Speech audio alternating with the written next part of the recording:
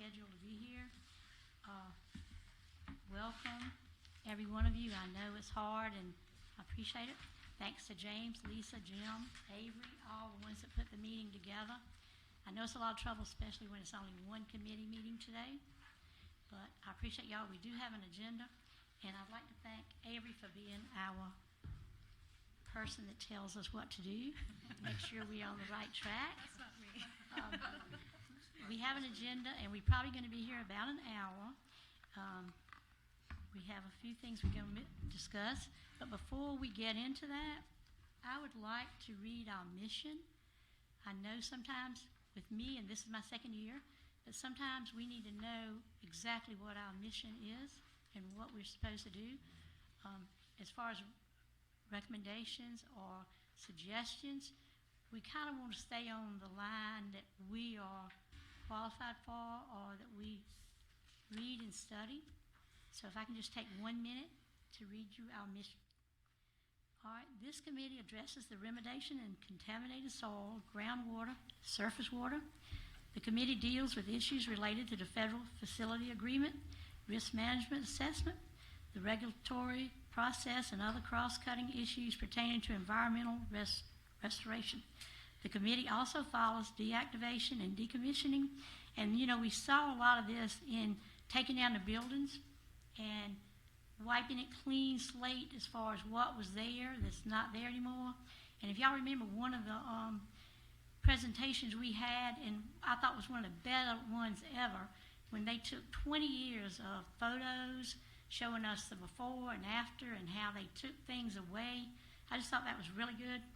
But actions taken to reduce the risk and cost following shutdown of excess industrial, radioactive, and nuclear facilities. So that's kind of what we look at. Anything dealing with the water, the environment, anything that we could suggest or maybe study that would help us make a recommendation.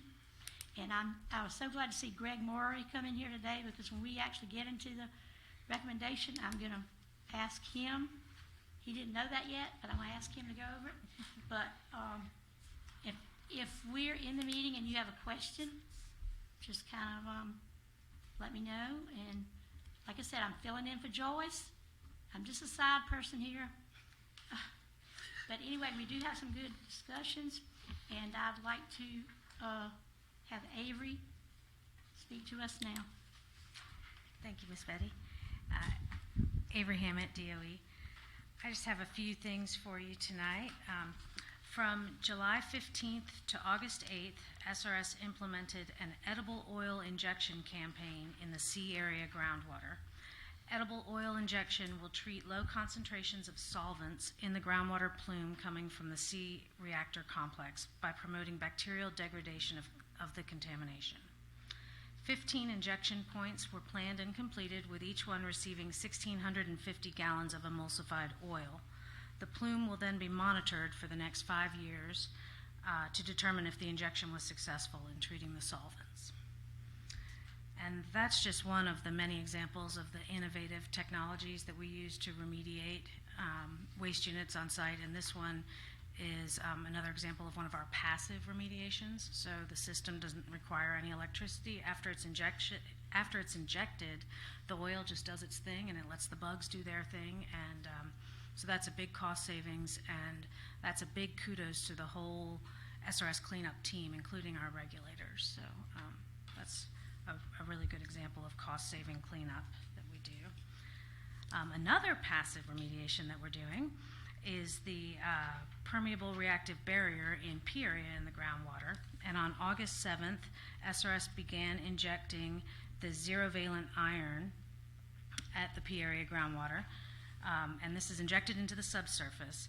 And as of August 27th, SRS had safely and successfully completed injection of over 62 tons of iron out of the estimated 760 tons of iron required.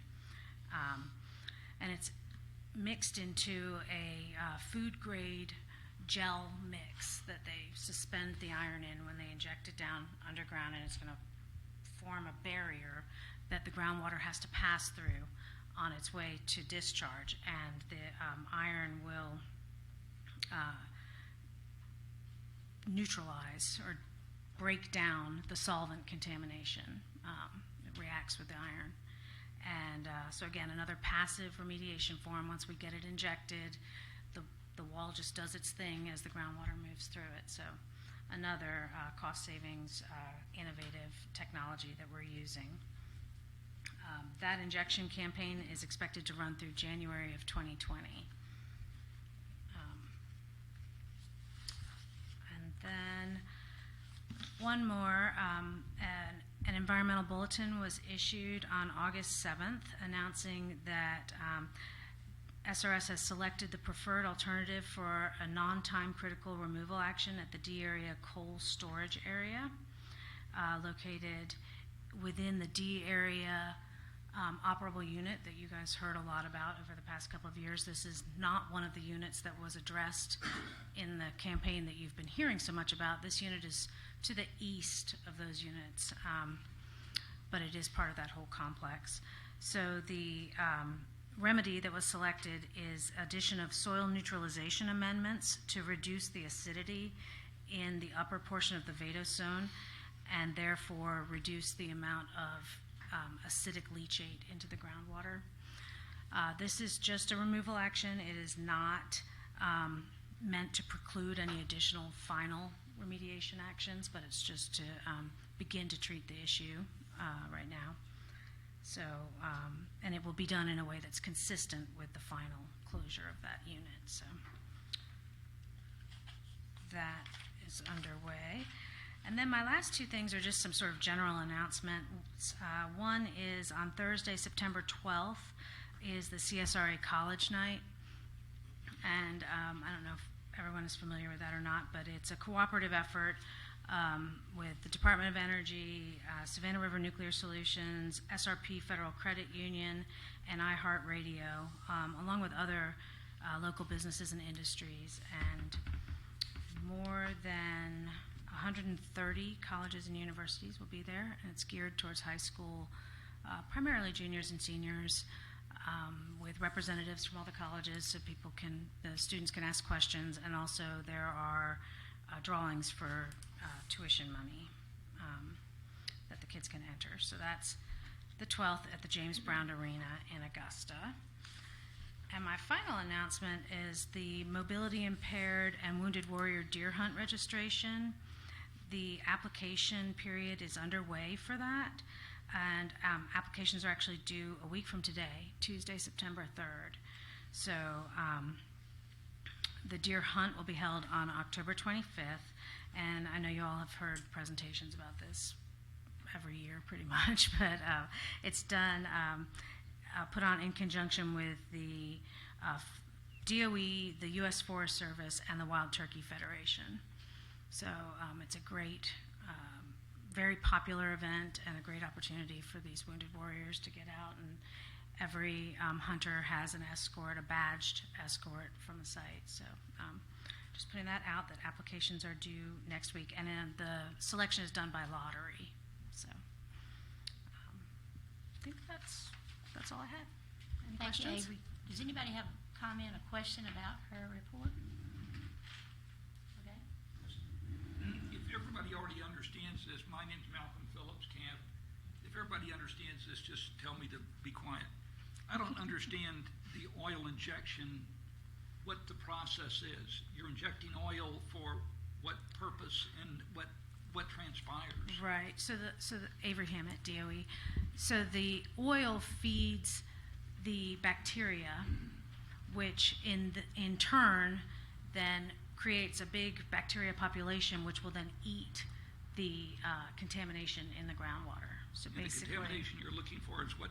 solvents. Solvents. These are solvents, yes, like degreasers and things like Okay. that.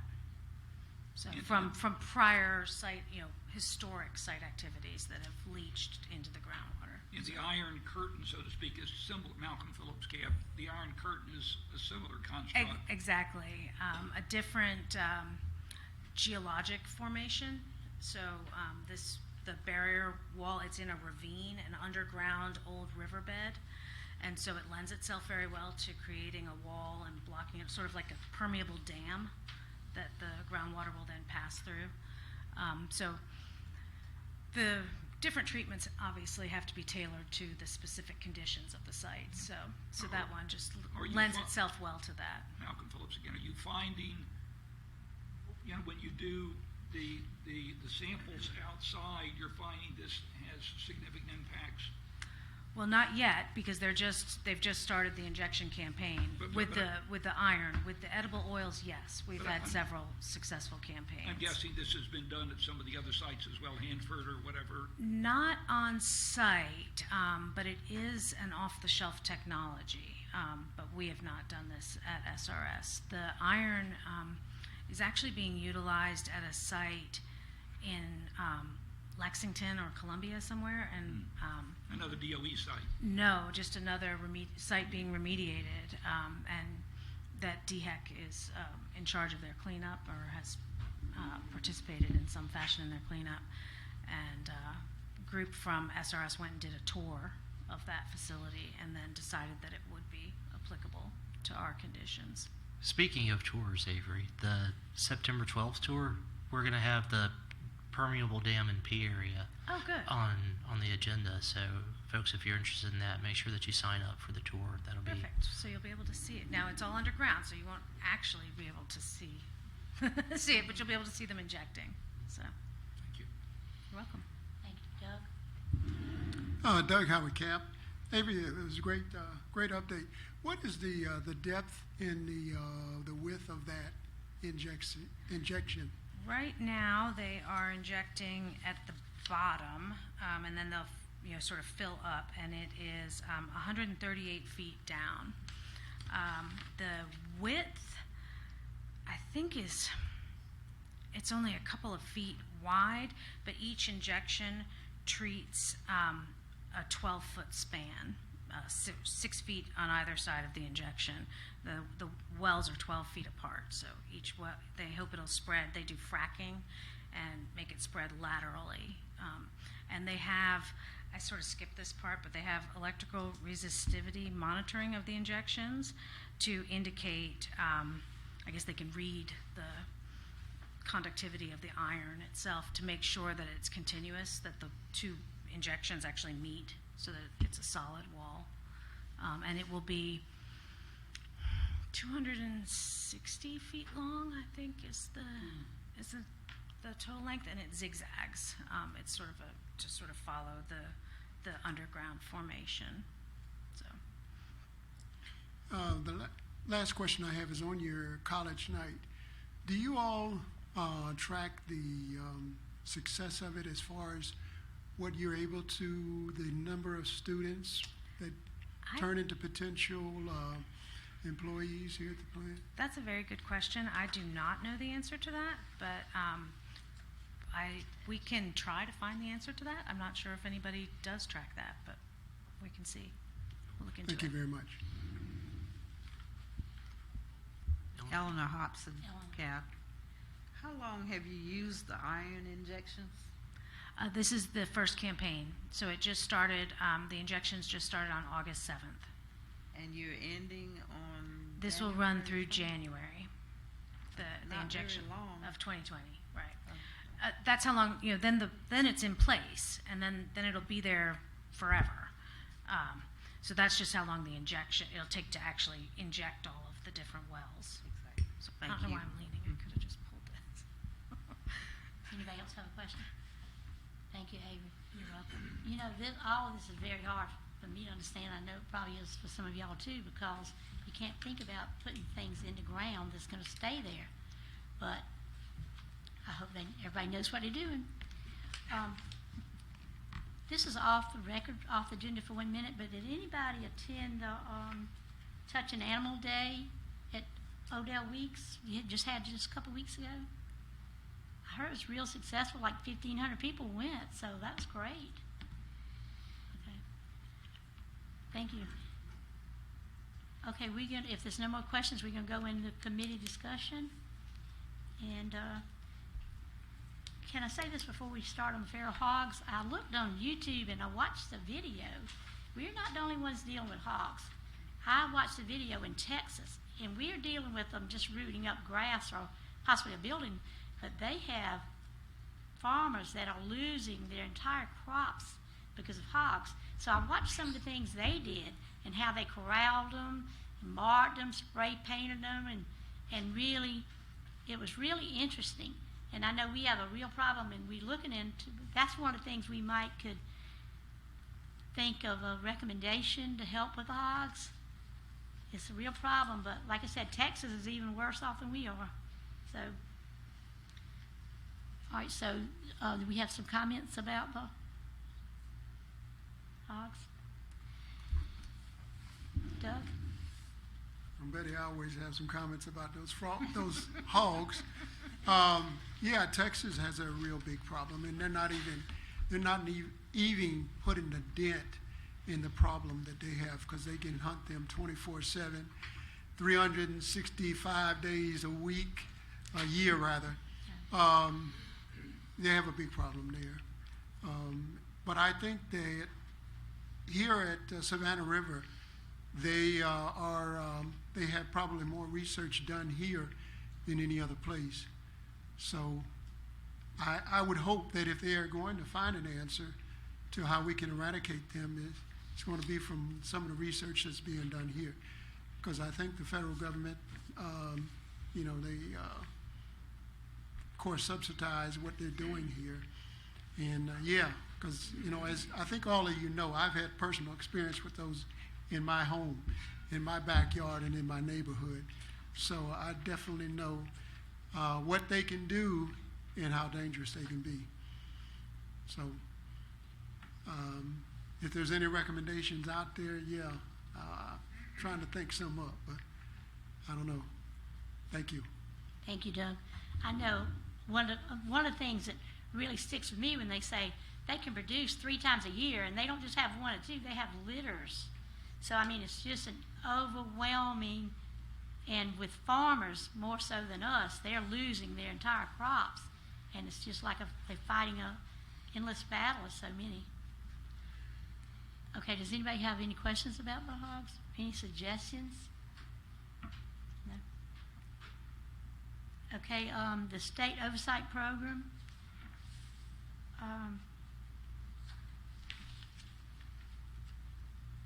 No? No, if anybody has any questions, Any comments. comment on the state oversight program?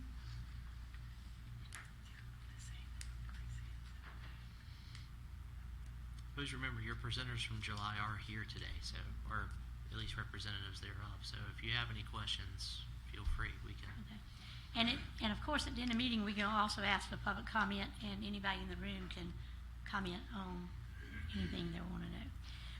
Is the state of, is that this document that the recommendation sent out, or is that the next? That's the next bullet. Yeah. I'm going to call on Greg Murray to read the recommendation, if he doesn't mind. Do you have a copy right I there? do have a copy. Thank you. We can talk about recommendation, and I'll ask Greg to read it, please. Thank you, Betty. Greg Murray, CAB. Do you want me to read this word for word, or do you want me to, summarize it? Either way, you can summarize it if that's easy for you, because we have one in front of us. Right, Everybody exactly. has one? Does everybody have a copy of it? Yeah, just Okay. summarize it. All right, so again, I'm Greg Murray, CAB. This is a recommendation for a stakeholder awareness study that was put together by Joyce Underwood and me. And as you can see in the background, there's a lot of question about what our community knows about what goes on out here with the mission, what our mission is as a CAB. And some issues like that. For instance, we had a big discussion this last time about the difference between what we do, as we as being, I shouldn't say we, EM does versus what NNSA does. And as you know, if you've talked to many people out in the community about what goes on out at SRS, people have from my perception, no conception of the difference of what the missions are and who does what and those sorts of things.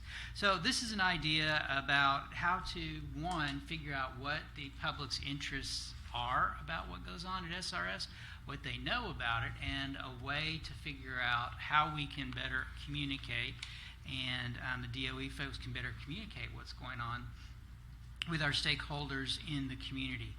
Some of this recommendation was derived from a report or a study that was done in Nevada where they did basically had something very similar survey that they did and some interviews with some of the community to ascertain basically the same thing. How could they reach out to the community?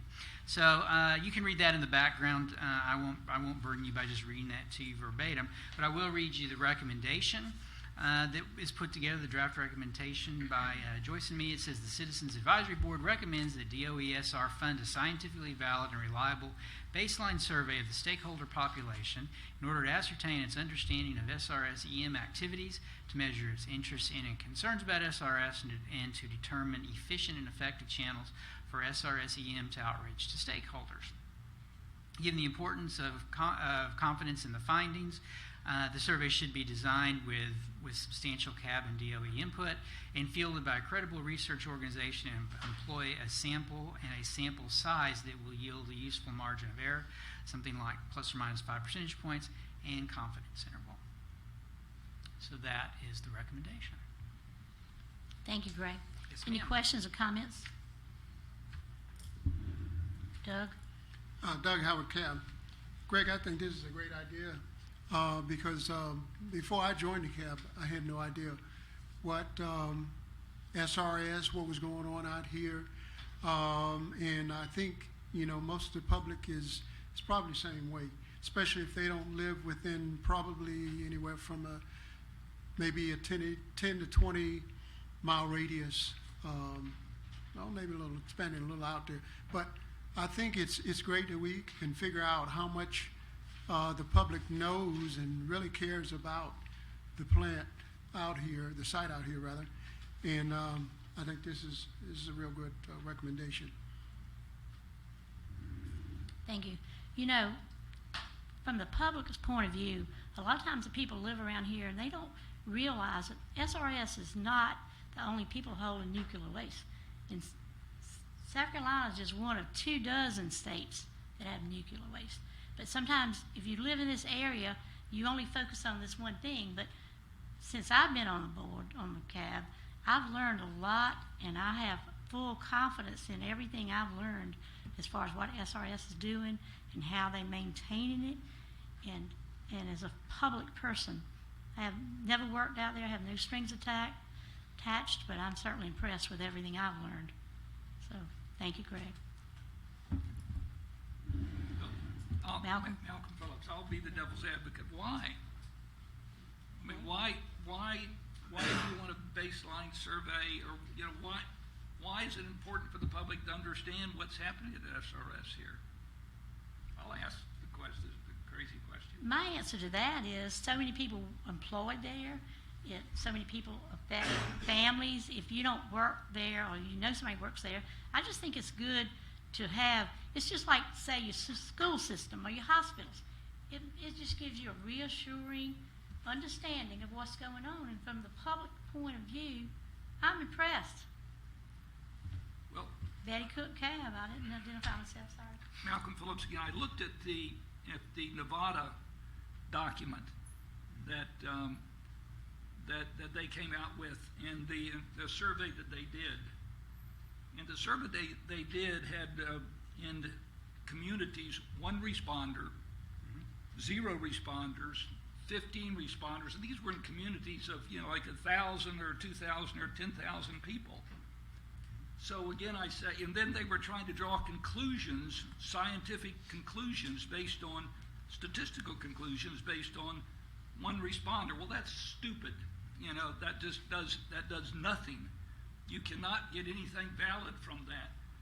So if you look at the Nevada study, you got to come to the conclusion of, well, not a whole heck of a lot of people were interested in the dadgum thing. Either that or they blew the study all over the place and didn't do it correctly, because they got statistically hardly 0 statistically significant population sample size to draw any conclusions from.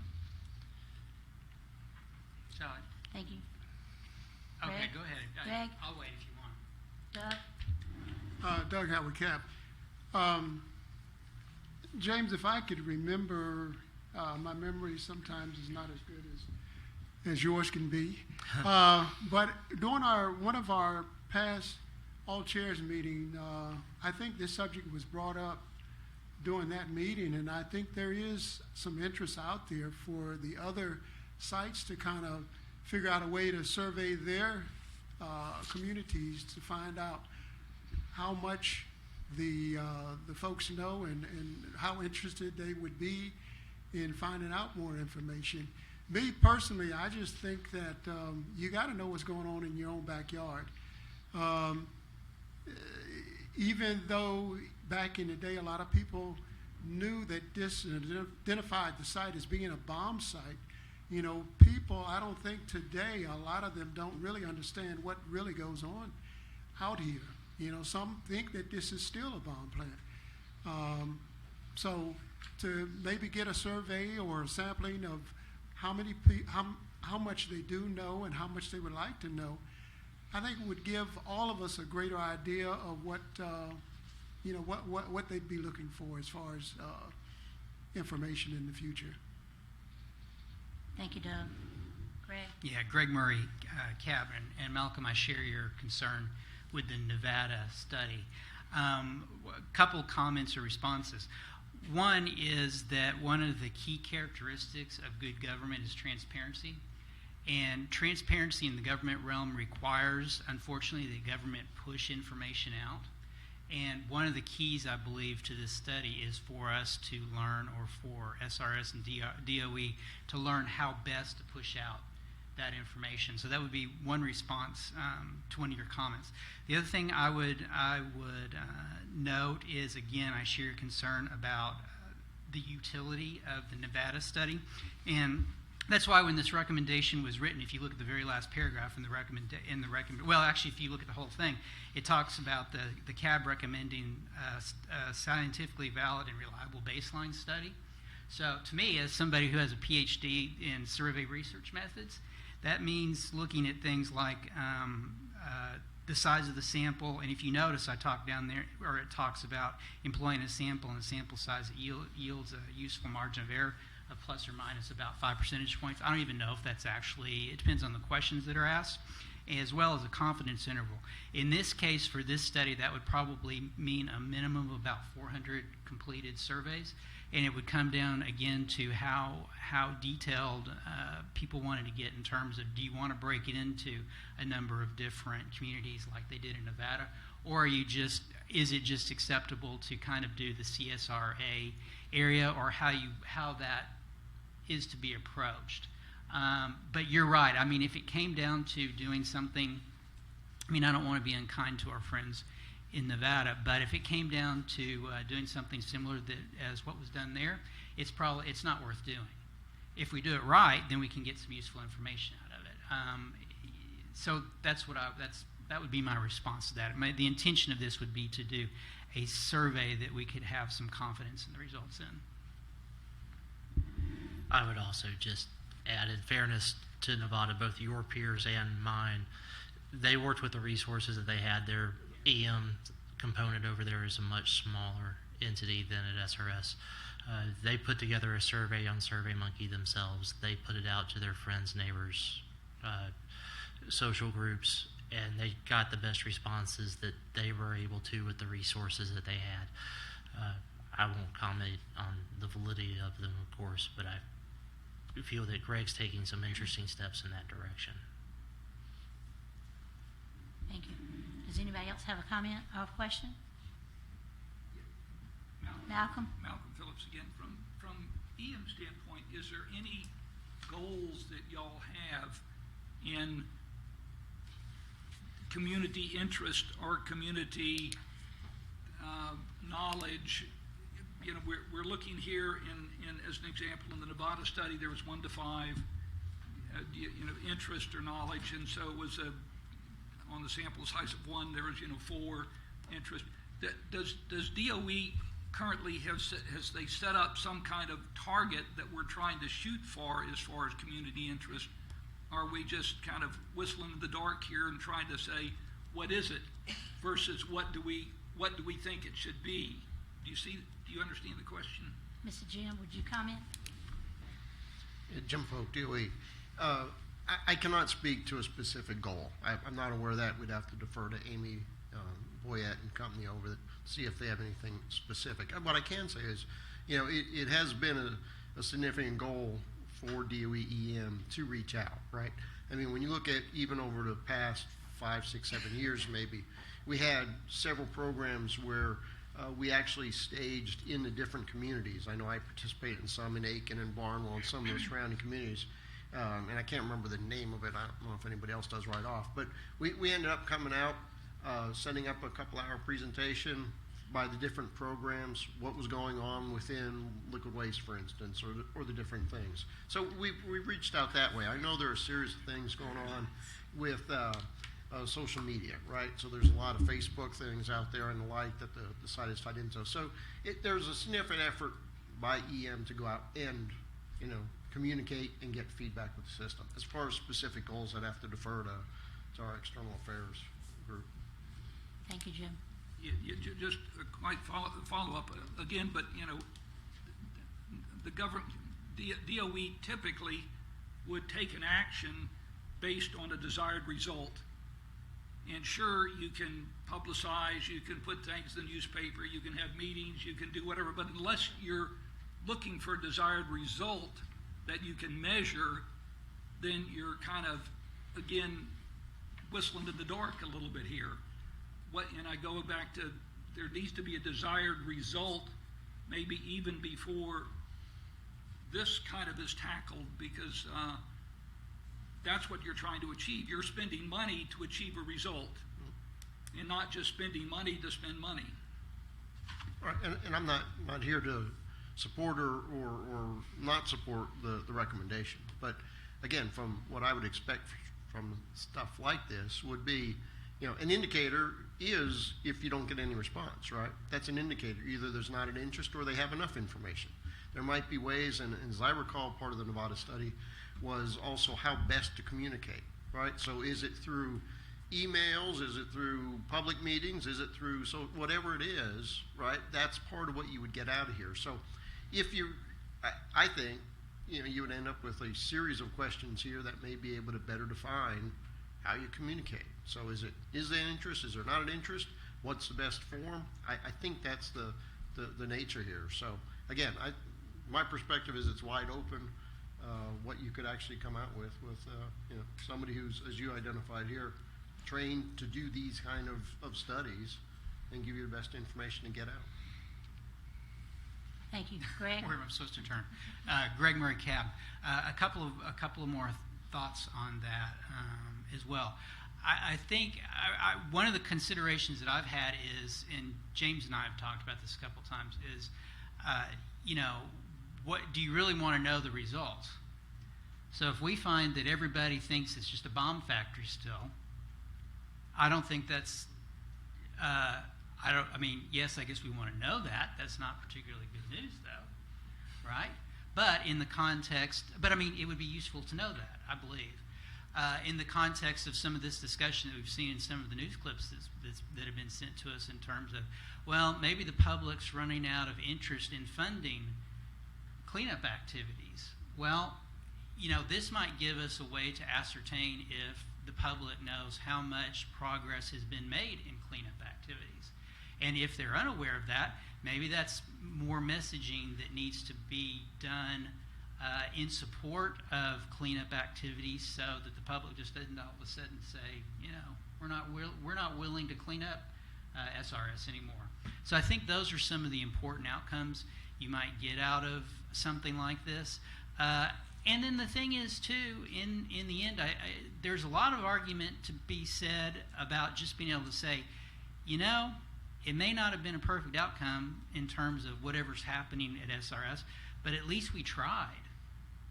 And I think there's some utility in that too, is to be able to say we made some of these efforts to improve what's being done and the public's understanding it. So that would just be a few thoughts in response to the other comments. Thank you, Greg. Greg and Malcolm, and the whole reason for having a committee is to create an interest, and what you're saying is creating an interest, and also, like James sends us a lot of the information email, that if we read, and the more we read and study, the more we can ask questions and maybe create an interest and come up with recommendation that would help. Hey, Does everybody agree? Malcolm Phillips again, what you just said, I concur with you, because what you did is you had a goal. You said, let's have a goal of finding out if the people really think it's a bomb factor, because that's not good, A, or B, a goal of saying, are they not willing to fund the cleanup because they don't understand what's shaking out there? So those are specific goals. Maybe what this will ultimately end up with is not simply we tried to find out what the interest was, but specific items that you're trying to achieve out of it. And hopefully that's what will come, because if you're just trying to find if there's interest out there, I'm sorry, there's some DOE sites and some DOE organizations and some non-DOE organizations that would just love it if nobody really knew what was out there, and it just went along, and nobody really and there's nothing bad about that necessarily either. Thank you, Malcolm. And think about, that's our response, is Citizens Advisory Board, because we are normal, everyday citizens that have interest. Okay, Ellen? Eleanor Hobson, CAB. Yes, ma'am. Is there data already available about the community conceptions about SRS? Do you already have some data? The only thing I know is what comes in the paper, like in the Aiken paper. I would be shocked if there hadn't been studies already done and surveys already done, but you're right. I'm wondering. This is Delisa Carrico, DOE. Actually, there's something, I might get the name wrong, but a communications plan, I think, that we looked at in a couple years ago. Community involvement plan? Right, the community involvement plan, and it has some of the, it certainly wasn't like a survey like this, but it was had some information in it, and I believe also it was also, it came out of the EPA. Seeing this ringing a bell to you, Jim. Anyway, it's part of an EPA, I think, community involvement plan. Avery Hammett, DOE. Yes, Delisa, you are correct that there is a community involvement plan, and it actually does contain a bunch of baseline survey data, but I believe it was in '93, early '90s, for sure. I'm just not exactly sure which year, but so that data is probably completely different from the data that you would get now. The community has changed demographically, industrially, the site has changed, the missions have changed, so I would think it would. Was that the one that was part of EPA? It Or is, driven by It is EPA? driven by CERCLA, regulatory driven, I believe. So yes, it would not be redundant to do it again, I think. Thank you. Greg? Yeah, Greg Murray, CAP. James, we shared a little bit of information on this, or you shared a little information about this with us today. Have you had a chance to think about how this survey might fit with what needs to be done there? My understanding is that that new work is due to be updated and has been due to be updated for a couple of years now. Have you thought yet about how this might fit with that? All I really did was remember that recommendation and the response and forward it over to you. I haven't spent any time leaning into that. Okay. Yeah, because it looked like it was actually a statutory requirement that something be done. I'm not sure the DOE do it from my read of that, but I read it very quickly. So there might be something that needs some attention there, and I don't know if this actually fits with that or not. I don't know. It might be something that could be done efficiently, in tandem. Possible. I'll look into that and get back with James and let you guys know, because from my understanding, it's like an active document that needs to be revised and looked at every, I think, 4 or 5 years, but I need to verify that. Thank you. Any other comments, questions? Okay, if not, we'll go on to public comment. Who do we have that has signed up? Before we do that, let's do Do you want to take a vote amongst the committee members and find out if they want to forward this to the full board, if they feel like it's in a shape to do so? Okay, James is asking a question. Do we want to go ahead and put the recommendation before the full board? Do we want to take a vote? And is there any suggestions as far as changing, or do we want to just submit it as written? Does anybody have any questions about the recommendation? We're going to have the September full board meeting, so this would be the recommendation that we would bring before the full board. Is that what I'm hearing? Does everybody that agrees with that, would you raise your hand if you agree with bringing it before the full board in September? No? Just Doug? Do y'all want to revise it or make suggestions before we go on with it? Eleanor, you have a question? I was thinking, perhaps, if you bring it before Eleanor Hobson Cab, if you take it before the board in September, is there enough information as a recommendation to take it to the board at this point? If so, do that, and if not, then we need to put it back on the table for revision before it goes to the board in September. Okay, I have a suggestion that maybe we just take it and read it and bring it before, not in September, but maybe bring it the next month. Is that to table it for this moment? Is that what y'all want to do? You want to take a vote? No? I don't know who the committee members are. I'm not a committee member, so I can't vote. Well, you're on the full board. You're a full board member, so you certainly have a say. Everybody except for Greg, Malcolm, and Jerry are on the committee. So Ruth, Eleanor, Bobby, Doug, and yourself. These are the votes that we're counting. Okay, my question, Betty Cook Cab, my question is, do we want to look at it some more before we submit it? Or do we want to submit it as written? That's my question. Does anybody have a comment before we take a vote? Okay, Ruth? Ruth Hollingsworth Cab. If there are studies previously that SRS has, data, baselines, if there's some, even if it's 10 years old, I think maybe that should be looked at first to see how it may impact this. That would be my comment. Okay, thank you. Okay, so Ruth is suggesting maybe we don't know at this moment, but if the study's been done, that we might look at that and study this recommendation. So to table it for now and study it and then come up on the next month? Is that my question to you? Is that what you want to do? Everybody in favor of tabling it till the next time, raise your hand.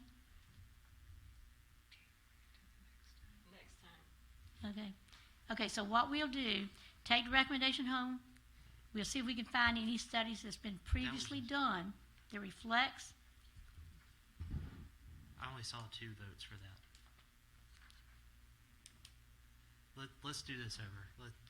Let's do it as a whole. Okay, let me put James in charge of deciding. All right.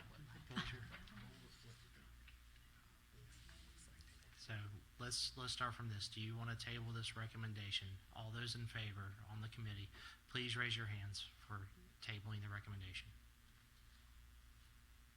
That's 2. All those opposed to tabling? Any abstentions? You got to vote, Betty.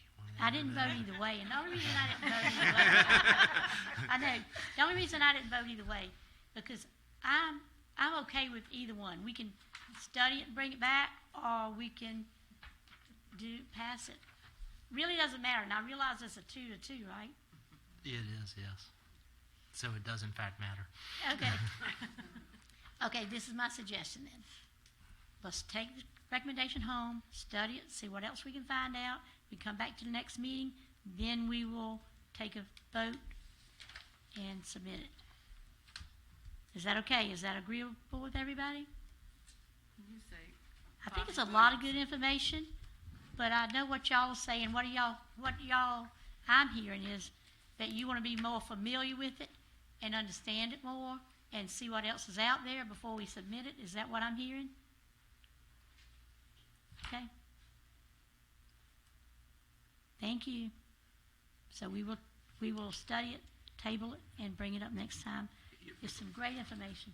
Malcolm Phillips, if I can offer just a minor Yes, suggestion Malcolm. with regard to that.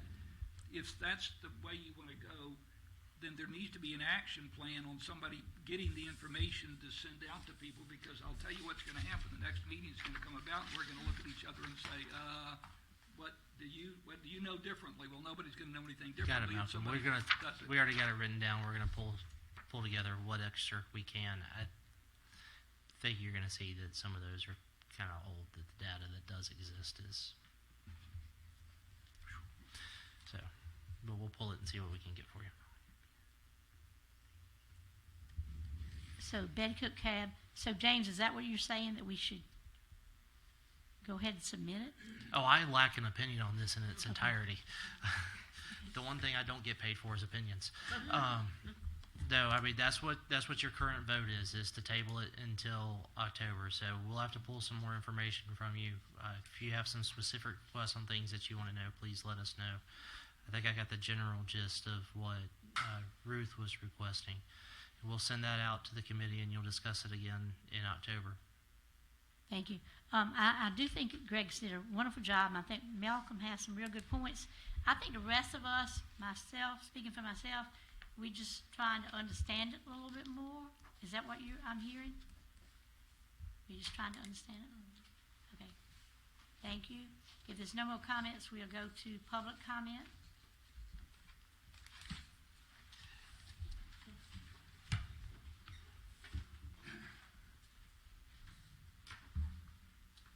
Quick review of a Google search found a CAB report that was done in 2011, SRS Federal Facility Agreement Community Involvement Plan, which basically the action items out of that was to provide the extra SRS facts into the ability for the community to find those. So I just wanted to make that point out there. I just don't see spending federal money for a survey that's just and not as a DOE employee, but as a member of the community. Thank you. Any comments or questions?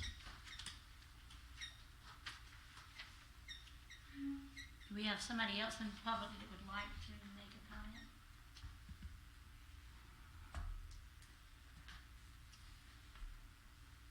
James, do you have any follow-up? No, ma'am. If y'all are done. Does anybody have any questions or anything they'd like to say before we adjourn the meeting? Okay. Thank y'all for coming. Have a nice day and go home and study.